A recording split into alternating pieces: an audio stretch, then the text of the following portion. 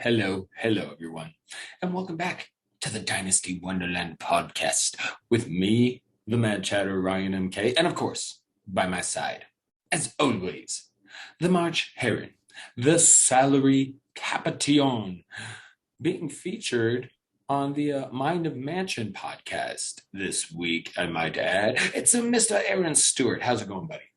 Oh, doing pretty good, man. Doing pretty good. What a start to the week here. As you mentioned, Mind a Mansion appearance, which by the time people listen to this will be, well, maybe a few hours after they listen to this. So they could listen to this show and go straight to any of the social media if they want to see the stream. If they want to listen to the podcast, it's going to come out on Thursday. I personally like listening to the podcast and get all the edits and everything. If I say something stupid, it stays on the show.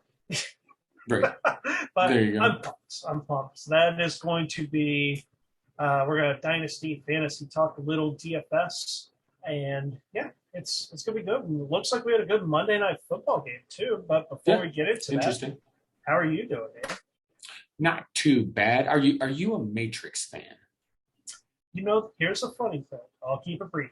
The longest time, I had never seen the Matrix movies. It's actually only like a couple of weeks ago, I was on Hulu, and, you know, the people watching over my feed just know that I haven't watched the Matrix, and it was right there, and I was like, well, you know, why not? Why not? We'll watch the Matrix. So I have watched the first Matrix on Hulu, and the second one is in my queue to watch when I get some time. There you go.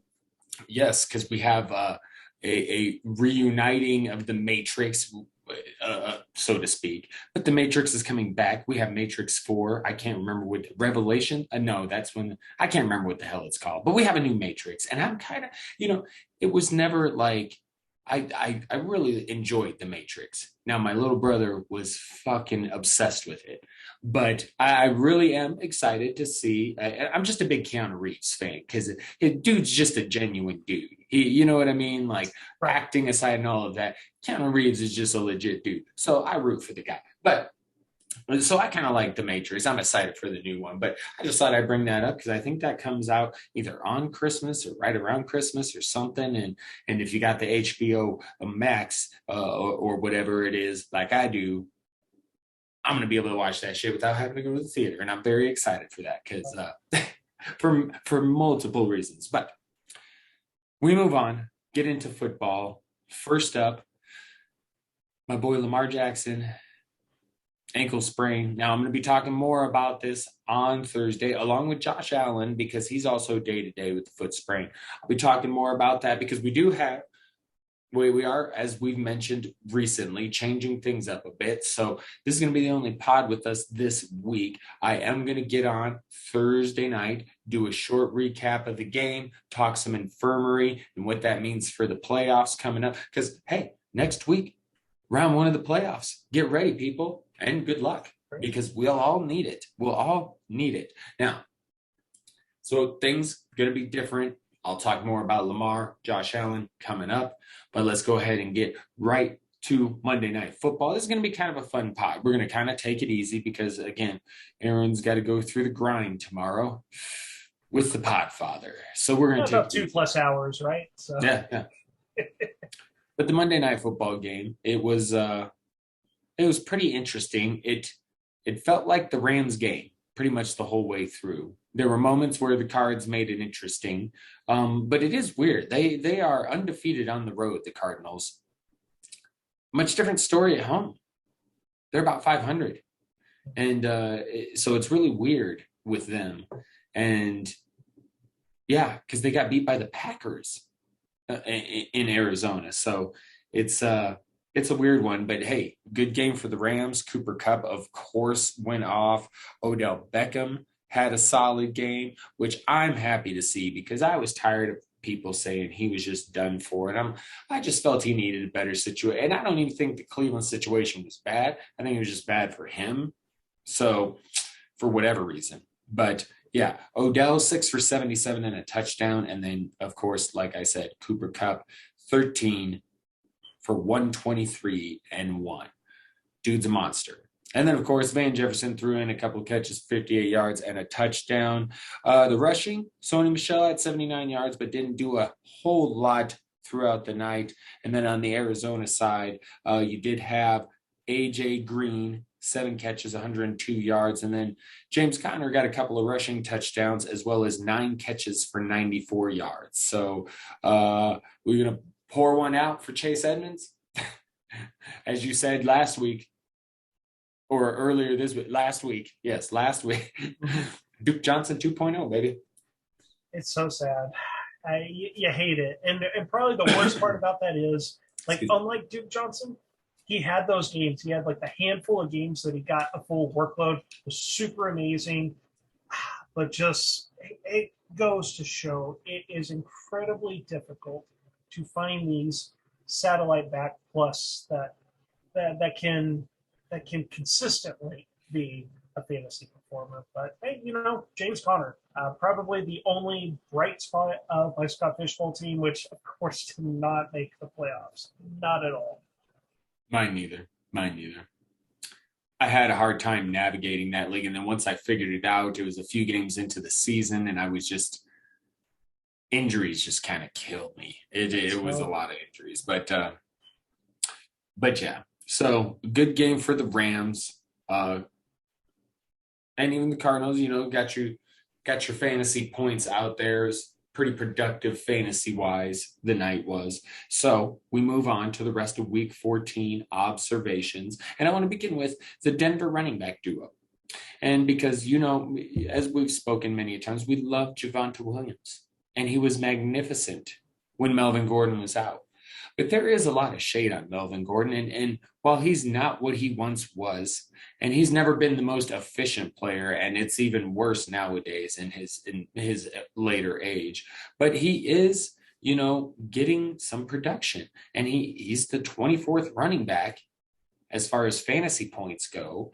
And so that's making him an RB2, and if you think about it long term, I don't even mind this for Javonte Williams. Because then maybe next year, when the Broncos get someone like a Russell Wilson or an Aaron Rodgers, because that shit's happening. The Broncos are getting somebody, guaranteed. And then, you have Javonte Williams. He's got a year under his belt, but he wasn't just out there hammering himself like Najee Harris is every night. And all comes together. They can have a high-powered offense. This could be, good for Javonte Williams in the long run. But I'm a fan of Melvin. Too much shade on him. He's obviously not been spectacular, but he's been solid. He's still got a tad bit left in the tank. And again, he's been an RB2. So what can you say? But that's what I had to say. I really wanted to get that out there, defend Melvin a little bit and say, hey, this is dynasty-wise, this is great for Javonte Williams, I believe. So let me know what you think. Well, and definitely giving credit to Melvin Gordon for what he's done is definitely what we need to do. And everyone that's been listening to this podcast for a while knows that both Ryan and I are huge Javonte Williams fans. However, Melvin Gordon, it's not like the Broncos are being stubborn and forcing carries to Melvin Gordon, and he's bad. He's been good and surprisingly good, because we just kind of went, oh, Gordon's got a lot of carries in his career, and he's getting up there in age and the fall off. And to his credit, yeah, he's been good enough to where you go, where's he going to go next season? He should be getting a decent free agent running back contract. I don't know if he'll get like the $8 million a year he got in Denver, but he's going to get some decent money. I could see him getting $4 or $5 million. I'm kind of curious on what he's expected to get, but that's what I see. 111 yards off of 24 attempts. He averaged 4.6 yards per carry, got the 2 touchdowns, and his longest run was 16 yards. So it's not like he had some, 60-yard run to kind of inflate it. No. So he's playing solid, and Javonte Williams is just going to be much more for next year, which is Right. okay. It's And I've actually pulled this up too, Melvin Gordon. So Over the Cap has like this calculation, this estimation of what he'll make next season. And it's 4.6 million. So hey, look, it's at 4 to 5 million, and Over the Cap agrees. And that's not bad for free agent running backs. Like, let's face no, it, the good young in their prime running backs don't get to free agency. I think right. last season, Aaron Jones, Dalvin Cook, they got their extensions. So that's not bad for a, how old is he? He's what, 28, I think. 28, Yeah, yeah.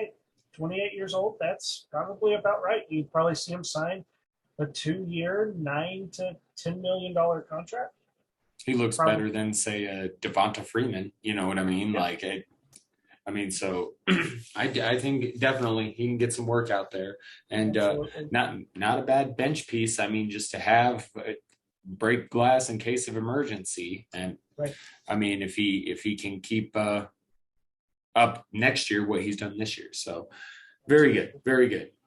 And actually, I'm going to jump to another running back, and that would be a penny for your thoughts, good sir. A penny for your thoughts. A Rashad Penny. Man, Aaron, dude had himself a game. You know, this is the Rashad Penny I was hoping to see like 3 years ago. You know what I mean? But here it is: 16 carries, 137 yards, 2 touchdowns. Man, thank you very much, Rashad Penny, for you know, show and you know, you can't put everything on him. I mean, you know, injuries can be freakish, everything like that. But it's been all about the health with this dude. He can't stay on the field, and so even then, I had to play him in a couple of leagues this weekend and this past weekend, and I was like, man, he'll probably start out great and then get hurt. And I wasn't trying to be funny. It's just how I felt, because it just seems like anytime he gets a chance, that's what happens, and he just can't stay healthy. But he did for at least a game, and it was glorious. Good to see. Good to see. Very happy for Mr. Penny. Sorry, I meant to go to Absolutely you happy. first on that, and then I just over fucking took it. So, No, I think it is fitting because you have been the Rashad Penny truther on the show. You definitely needed to lead on that one. That was perfectly fine. And yes, like I think even when I saw it, like at first, truth be told, I didn't believe that it happened. But then, like the next response after the disbelief was like, good for Rashad Penny, Mhm. good for him, because you're right. Just the pro end of the stick, like just every time we mention it, he gets an opportunity, something happens, usually an injury, and it's like, oh my goodness, to the point that we're conditioned in the year 2021 when people were touting Rashad Penny. I was like, nah, not going for it this time. It's like the one time I just gave up on it, not happening. Right. And speaking of health, for the long term, this could be good for Seattle. This could be good for Rashad Penny and Dynasty because the former starting running back, Chris Carson, who has missed a large chunk of the season, and it's due to neck surgery, spinal fusion. That Right. just sounds terrifying. And he had already been dealing with a variety of lower extremity injuries with Chris Carson. You do start to go, okay, Carson, it's the nature of the position too. Right. Carson's 27 years old. He's had a lot of work in that Seattle offense in recent seasons, Yes, he and has has. had trouble staying healthy himself. Carson's actually never played a 16-game season. You start to go, do they move on from Chris Carson? I admittedly have not looked at the specific details, but usually these running back contracts, they can get out of them pretty early. And in fact, while we're talking, I'm pulling it up just because I am naturally curious. Chris Carson, can they get out from his contract? It was only a 2 year deal, and it looks like it is relatively feasible. He may be what's called a post June first cut. So he has one of these Right. weird contracts. It's a 2 year contract, but there's actually a third year that automatically voids after the second season. What I see happening is Chris Carson, they are neck surgery. To me, that's a pretty significant thing going on. They're going to hold him probably like through the draft. It's That's probably what's going to happen. They're going to hold him through the draft. past June 1st, then they're going to cut him. If he's a post June 1st cut, they would save about $5 million on the cap. And then they'd have $1.5 million in 2023. To me, that just seems like foregone conclusion there that that's what's going to happen with them. Pour one out for Chris Carson, because will he come back? He'll be 28 years old next season, looking for a new team. I don't know. Yeah, I would like to think that far ahead, but right now with Rashad Penny, I'm just going to take it a game at a time. I think I know I'm trying not to think of it, but it could be. I mean, man, if you've just had him on your bench and he came out and did that, I mean, if he can kind of keep it up, it could be a league winner. He could really boost some teams for a playoff run if he can stay on the field and play this well. So we'll see. And there's a chance, just like in Dynasty, there's a chance that not only does he help you win a championship this year, like he may have some fantasy relevancy next season. Yeah. Maybe Seattle saw that and they're like, you know what? This is the guy we drafted in the first round many years ago. Right. Okay. We move on. We move on. Trouble in Texas. Are we worried about the Cowboys at all, Aaron? Because I'm going to be honest, the offense doesn't quite look the same. It hasn't really since Dak's come back. It looks a little bit lesser, and I mean they're still getting wins and things like that, but it's also not the same fantasy wise. We're not getting the same fantasy production from Dak or really from anybody else since he's come back either. So worried at all? No, not overly concerned. Like it was an ugly road win considering how they started. Start off great, especially on defense. And that's really the Cowboys have been a defensive team. And truth be told, for people that are following the Cowboys, it actually started late last season, the final 4 or 5 games of the season. The Cowboys' defense on the season was horrible, but you started to see the potential of this defense that has been fulfilled, I would say, this season, especially with having an entire draft in 2021 focused solely on defense. They've changed their identity, and it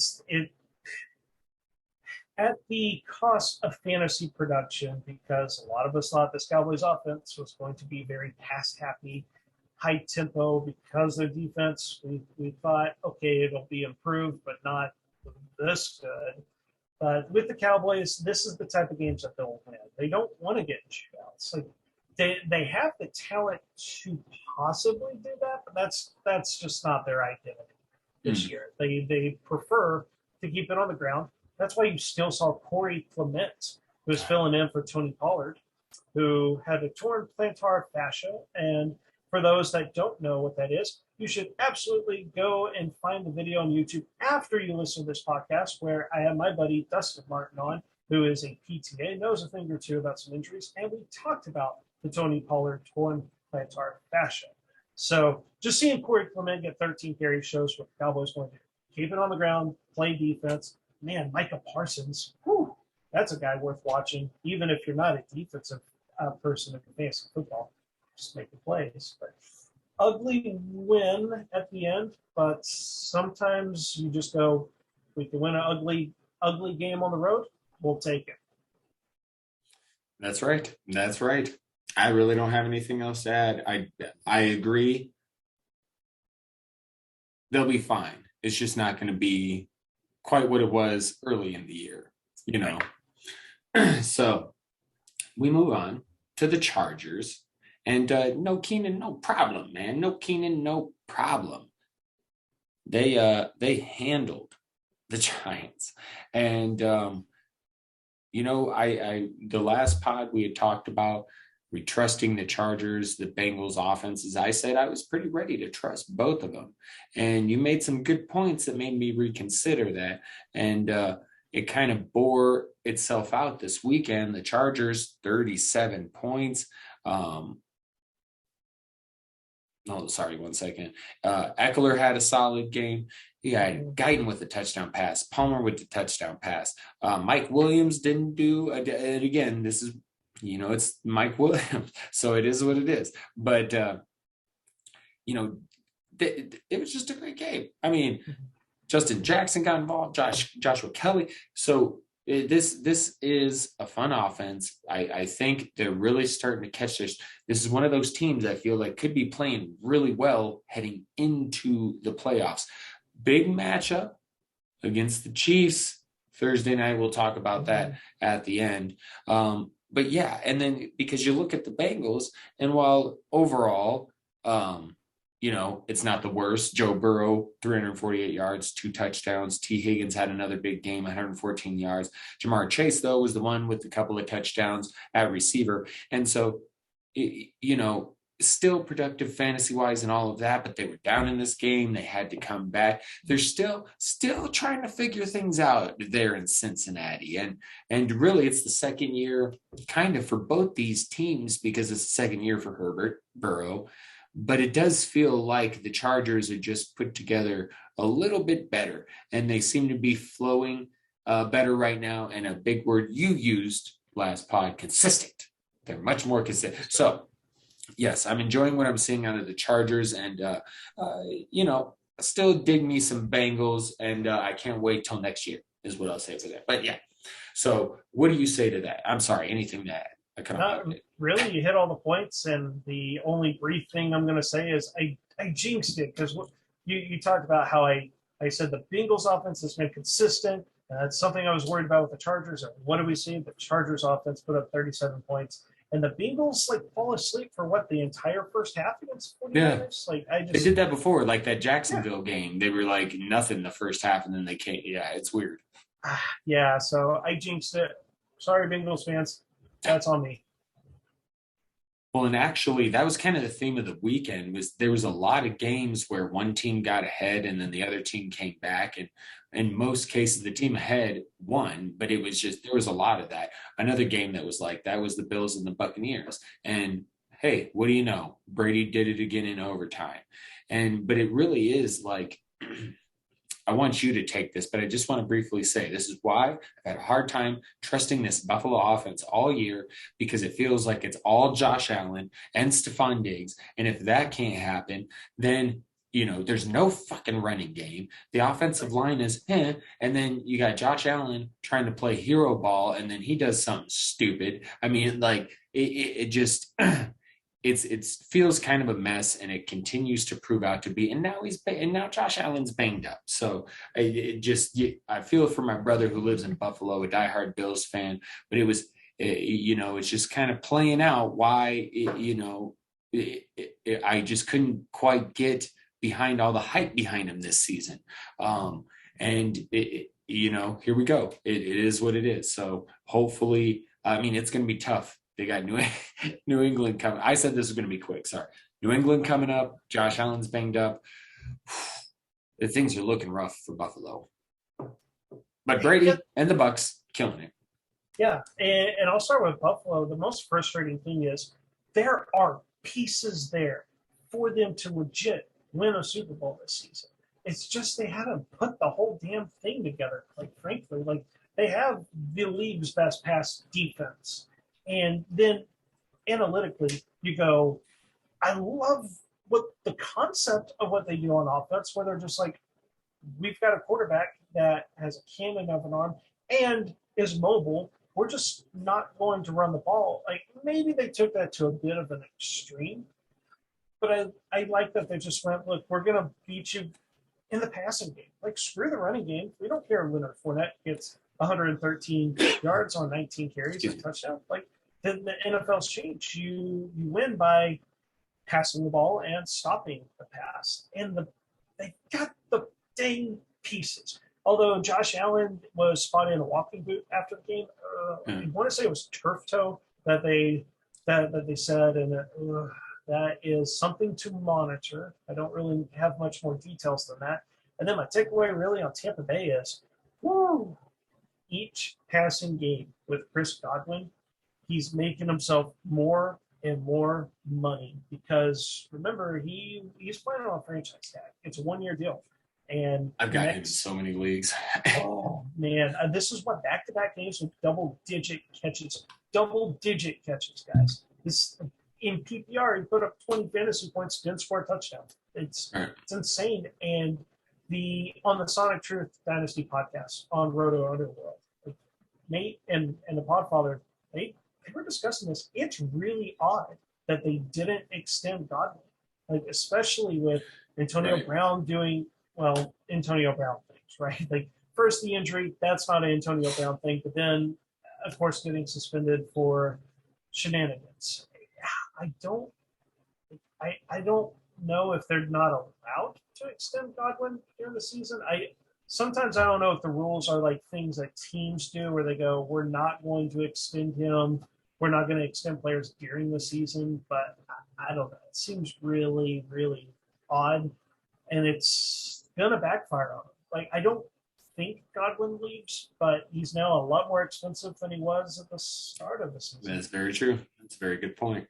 Although I am gonna fight back a little bit with the Bills thing.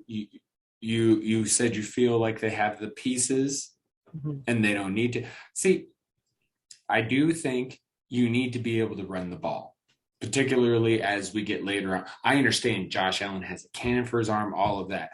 But I don't think they have the pieces. I think they have an average offensive line, and I think they have Stephon Diggs, and then like Gabe Davis is okay. But what? I mean, Dawson Knox is okay. You key in on Diggs, and who scares you? Who really scares you? And so when it gets to the point where it's like, okay, Josh Allen and Diggs scare us. That's about it. Like, to me, that's a problem. That's a problem. You don't have a running back that scares you. You don't have a second receiver that really scares you. Maybe the tight end scares you a little bit, but it's just not enough. And I think that's not good for Josh Allen, because then if he tries to do too much, he's going to make mistakes. So I think there's some major issues there. But so I had to fight back a little bit. We don't get a lot of that on this pod. We tend to agree a lot, but I think this is a lot more troublesome for the Bears. I think, or the Bills, and I think it's not just as easy for them as just go out and let Josh Allen sling it. I think they've got some major issues, and I think they'd really benefit from, like, can you imagine Josh Allen if he had like a Jonathan Taylor type of running back with him?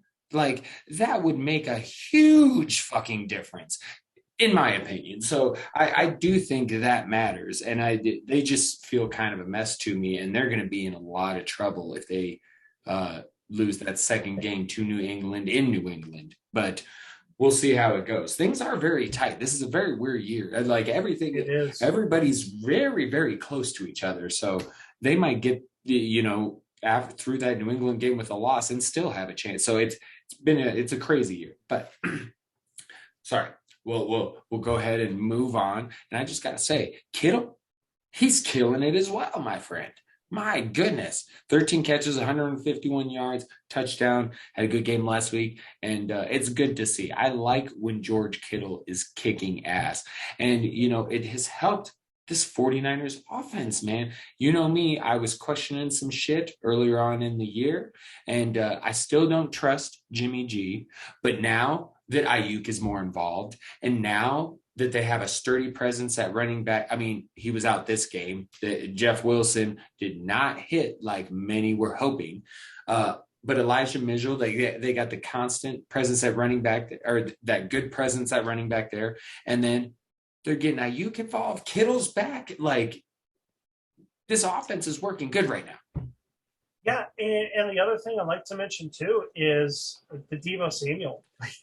I am waiting. Well, of course. I mean, yeah.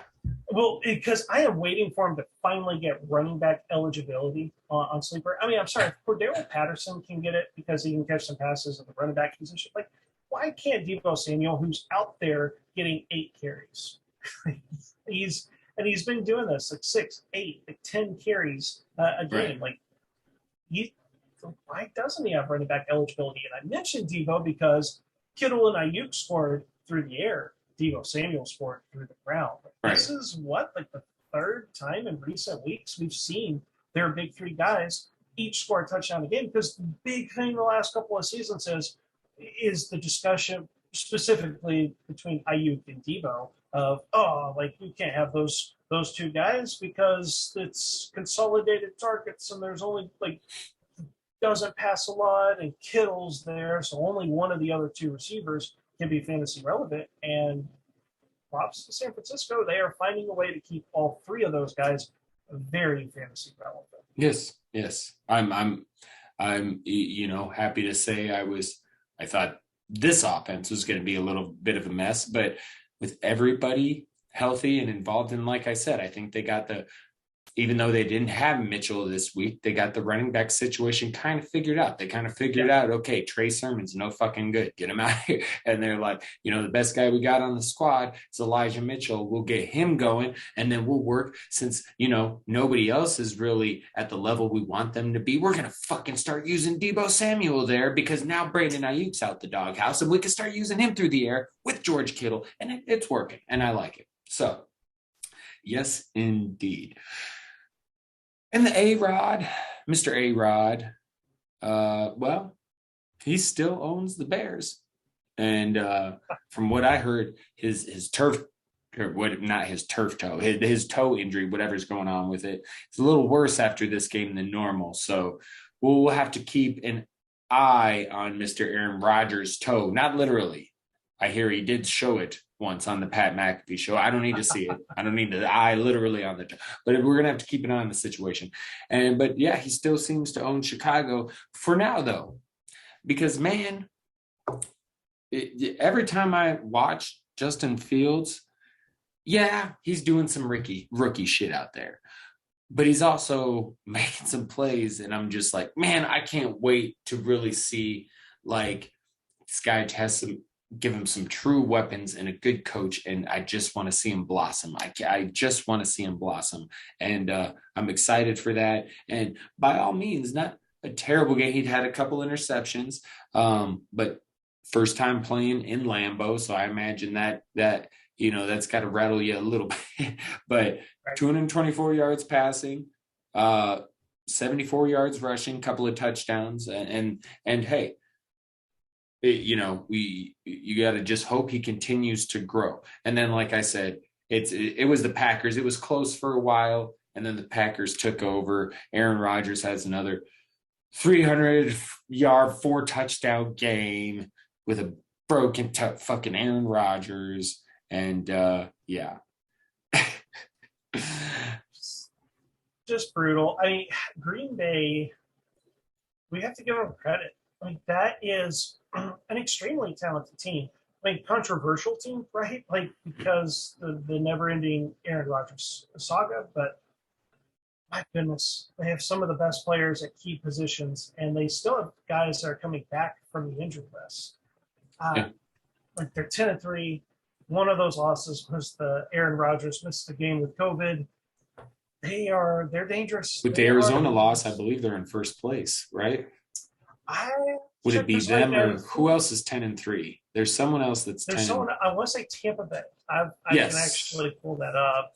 So I'm pretty certain there is. Excuse me. One of those two teams would be in first place. But the Chicago, what's so funny about Chicago is, you talk about getting weapons for Justin Fields. Literally, you look up and you go, Damiere Byrd and Jakeem Grant, leading receivers in Chicago. My goodness, such a sad depth chart. Like, the Allen Robinson thing is super weird. Like, you'd think he'd have a good game at some point. It just isn't. Dare I say, this may be the worst receiving core. I can't even say it. Detroit's got a promising young guy. No, I think Detroit has a better receiving core when you include tight ends as well. Like, there's Hawkinson, Amon-Ra St. Brown has been showing some promise there. And Chicago, you have Allen Robinson, in which you go, is it a bad season or did he fall off the cliff? It could happen. His best comparable player on Player Profiler, Dez Bryant. I'm a Cowboys fan. It came fast. Like, we're talking 3 straight seasons, 1,000 yards receiving, double-digit touchdowns, and then the next season you go, this guy can't play anymore.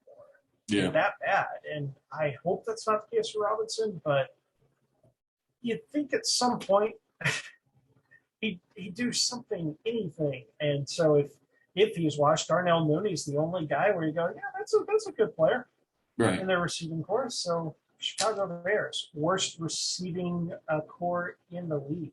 You heard it here. Definitely not very good.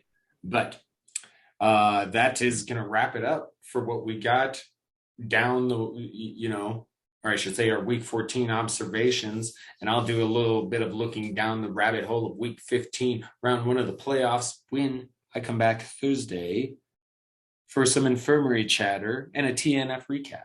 But otherwise, Aaron, is there anything else? I know we could mention Taysom Hill. He had another couple of touchdowns rushing, doing his thing. I mean, what are the Saints? I don't even really have anything to say, because what are the Saints? But do you have any other thoughts from the Saints week 14? Anything we didn't cover that you would like to hit? The thing I have to get a chuckle because I'm looking at the standings right now.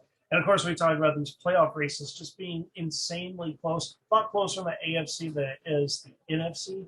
But in the NFC, there's one team. We didn't even talk about them. There's the Atlanta Falcons, right? 6-7. They are one game behind the 49ers for the 6th seed, and the 7th seed is the 6-7 Washington football team. Like, the Falcons are in the thick of the playoff hunt, and I love that at 6-7, their plus and minus, the differential in their points for and their points against is negative 108, which is crazy. second worst. Second worst in the NFC, and there's only 3 teams in the AFC with worse point differential. And your Atlanta Falcons, everyone somehow competing for a playoff spot when they shouldn't be trying. Super weird. Super weird. Do we applaud them? Do we? What do we do with it? That's the only thing I think is worth mentioning. Oh, well, okay. One other. Carolina and the, what was it? Cam Newton got benched for P.J. Walker, who got benched for Cam Newton, who got benched for P.J. Walker. Did I get that right? Was there like 4 quarterback changes in that game? It was bad. Yeah, poor Cam. I was hopeful for a tiny moment. Okay. Week 14 is over. We're into the playoffs. Aaron, if you were fortunate enough to have a team or more than one make it in there, you're excited, you're ready to go. And we'll begin with just, again, I'll be back Thursday to recap the game and get into a better look ahead for week 15, round 1 of the fantasy playoffs for most leagues.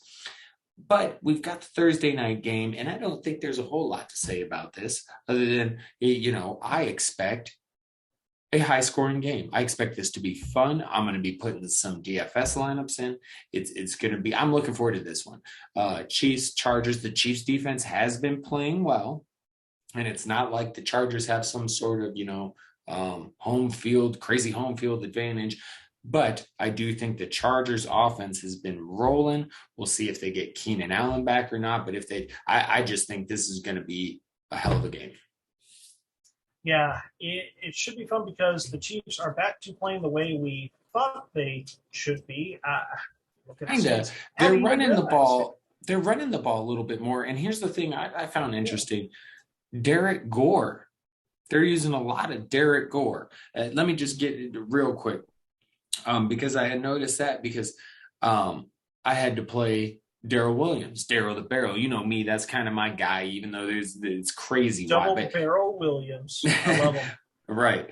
But so he's kind of been not doing so much in the run game, but they're still using him in the pass game. He caught a passing touchdown this weekend. But yeah, when you look at the rushing attempts, Derek Gore, 9 for 66 and a touchdown. Clyde Edwards-Helaire, 10 for 37 and 2 touchdowns. Imagine if they start giving Derek Gore a little more run. Although, looking at it now, long of 51 yards, so maybe not. But it does appear like, they're starting to run the ball a little bit more, and I do think that's helping them out. Travis Kelce was pretty quiet in the game, but we are getting back to a little bit more of, a higher scoring offense. And now that the defense is picking it up, I think that's helping out the offense as well. So yeah, they're getting back to a little bit closer to what, we believe the Chiefs are and what we've seen.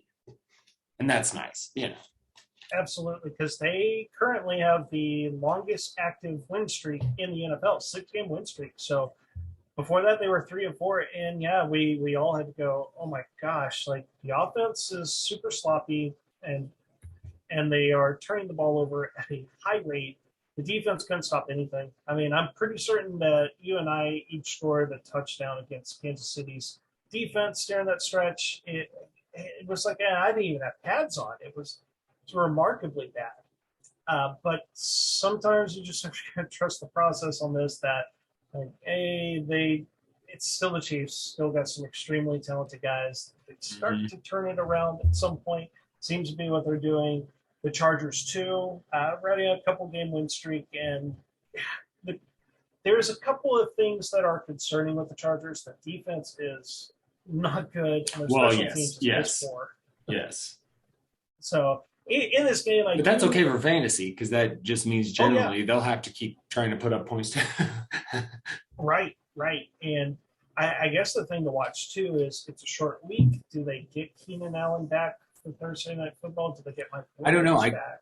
I couldn't get a read on if he was, because it happened so close, like whether he was vaccinated or not, he was going to miss the game. So it's hard to tell. I guess I should know tomorrow. That doesn't help for Thursday right now, but maybe I'll get on the old Twitter and put something out on the account once I get that figured out, because we should know the answer to that on Tuesday. So, but yes.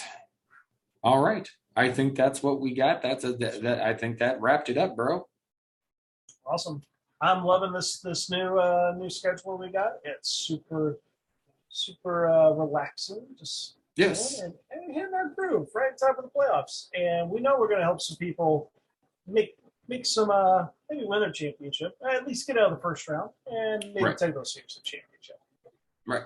Yes, sir. We do what we can, and we're going to throw out, again, observations and everything, and whatnot covering the week when it comes to the Monday podcast, which you all get on Tuesday. And then, I'll be back later on in the week to cover Thursday Night Football once again and cover the infirmary, the injury news and everything like that, trying to help you get prepped for the playoffs for round 1, unless you have a bye week like I do in some leagues. Okay, let's get the hell out of here, Aaron. Are you ready, my friend? Let's do it, man. Let's do it. Let's get out of here. All right, everyone. Thank you so much for joining. And we will talk to you, next week. That's right. The two of us together. We'll be back in a week. Good luck in round 1 of the playoffs. We'll chat soon. Until then, take care of yourselves. Stay safe. Stay vigilant. Stay bad. Because all the best of us are. Until then, ta-ta.